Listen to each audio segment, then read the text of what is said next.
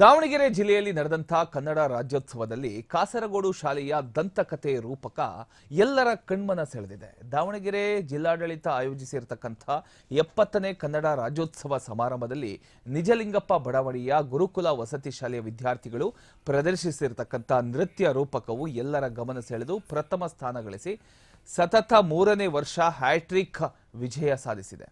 ಶಿಕ್ಷಣ ಮತ್ತು ಶಾಲೆಗಳ ಜೀವಂತಿಕೆಯ ಸಂದೇಶವನ್ನು ಸಾರತಕ್ಕಂಥ ಈ ರೂಪಕವು ಕೇರಳದ ಕಾಸರಗೋಡಿನ ಸರ್ಕಾರಿ ಹಿರಿಯ ಪ್ರಾಥಮಿಕ ಕನ್ನಡ ಮಾಧ್ಯಮ ಶಾಲೆಯ ನೈಜ ಕಥೆಯನ್ನು ಆಧರಿಸಿದೆ.